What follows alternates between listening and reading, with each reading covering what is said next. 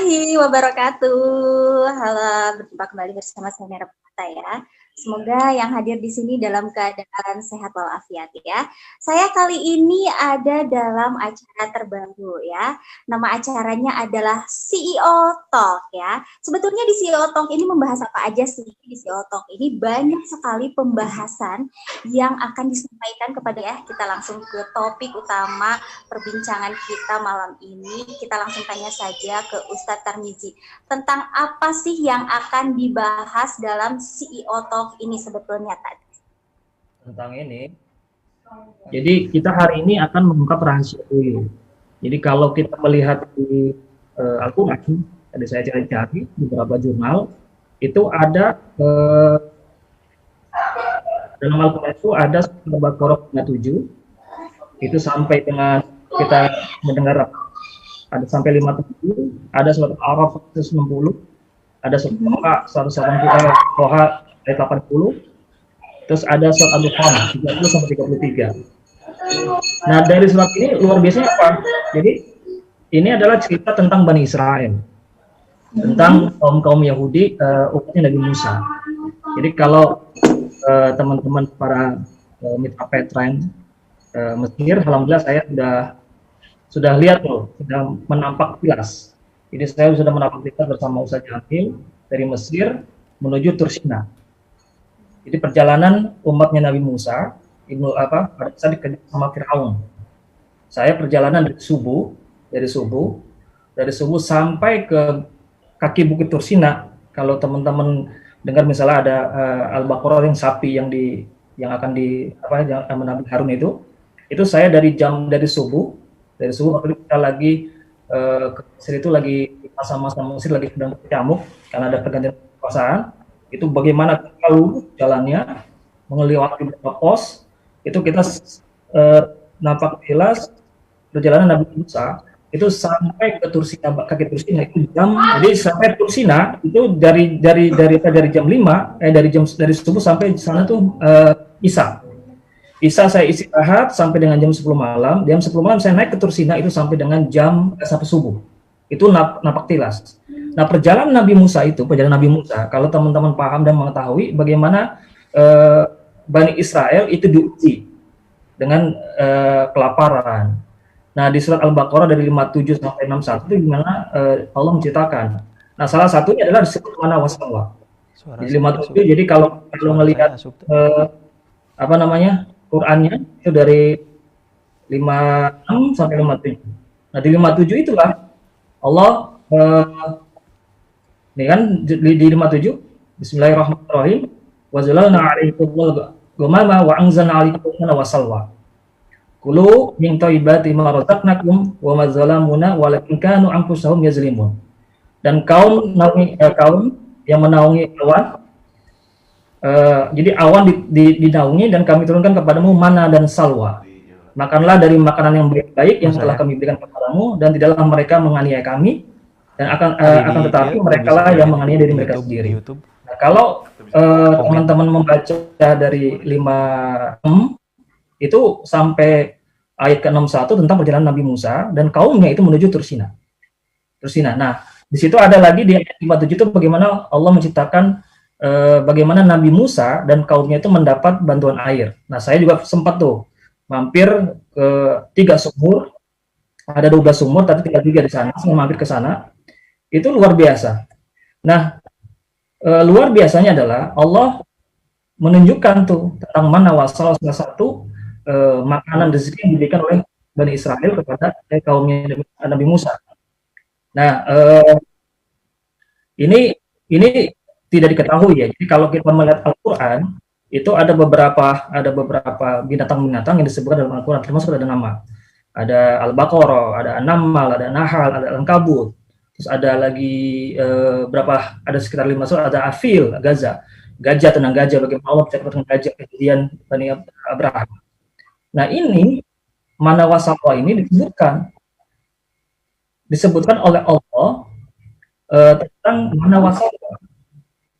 Di sini dijelaskan misalnya apa sih mana wasalwa.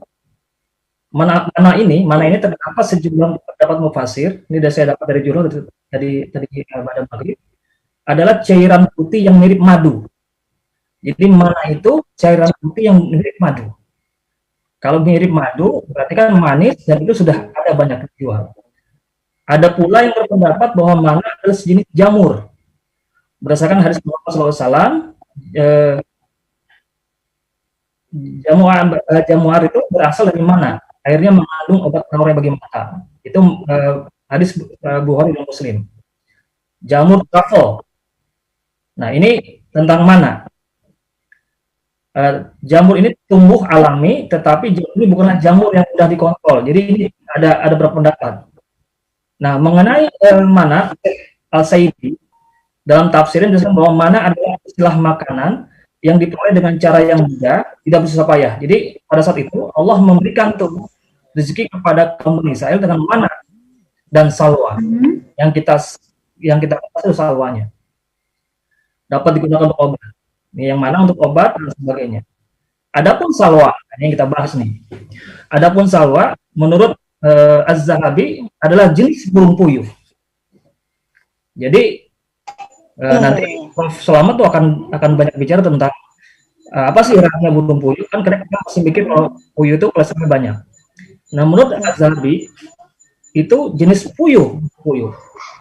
Pemakannya bermanfaat untuk orang yang sehat dan yang baru sembuh dari sakit. Daging burung ini lembut dan lunak, mudah diolah, serta mengandung protein yang cukup. Ini menurut Jahabi. Salwa adalah burung yang berpindah-pindah, yang bergerak di musim tertentu. Allah telah mengatur perpindahan sebagaimana kelompok burung ini untuk melewati kaum Nabi Musa di Jazirah Sinai. Jadi pada saat Nabi Musa itu melewati mau ke Tursina, itu ditampakkan tuh burung itu. Nah, sedangkan disampaikan oleh Al-Qatadah dalam tafsir bahwa salwa adalah sejenis burung berbulu merah yang berterang seperti digiring angin selatan. Tubuh burung ini gemuk seperti merpati, datang bergerombol di hari Sabtu. Ke Sabtu berikutnya seperti bergiliran.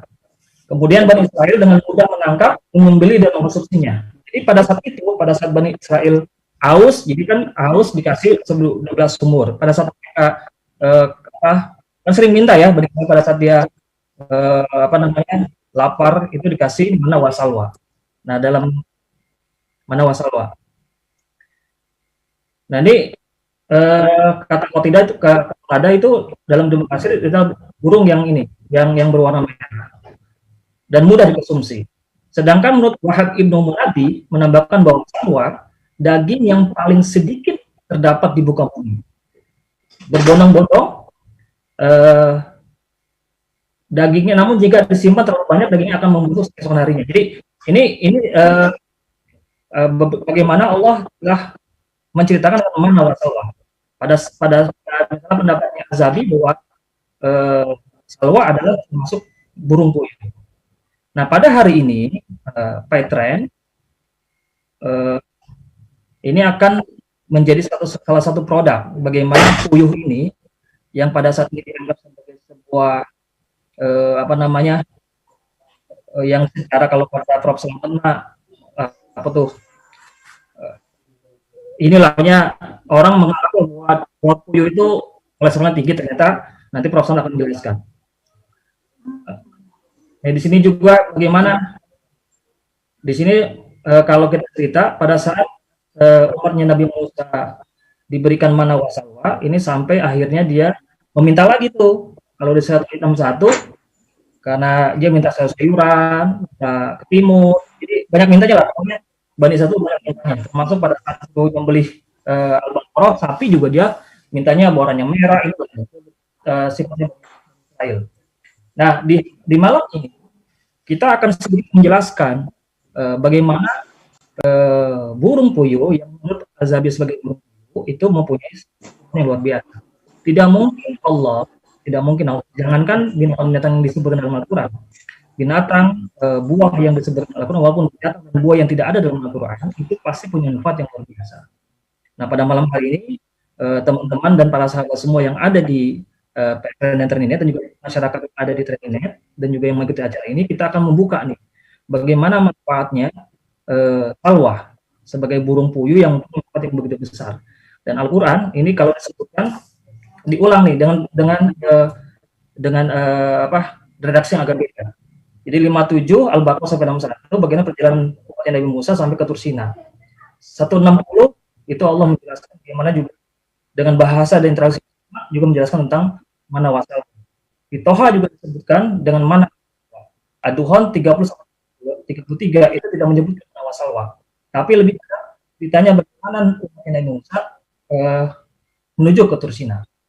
Nah, malam ini kalau nggak panjang dan lebar, Anda hadir di sini bagaimana semua nanti manfaat dari burung puyuh yang disebutkan dalam Al-Quran dan juga satu ikhtiar dan dakwah kita bahwa manfaatnya sangat biasa dan tidak mungkin Allah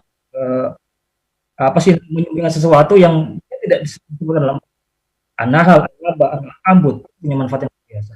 Terima kasih. Assalamualaikum warahmatullahi wabarakatuh.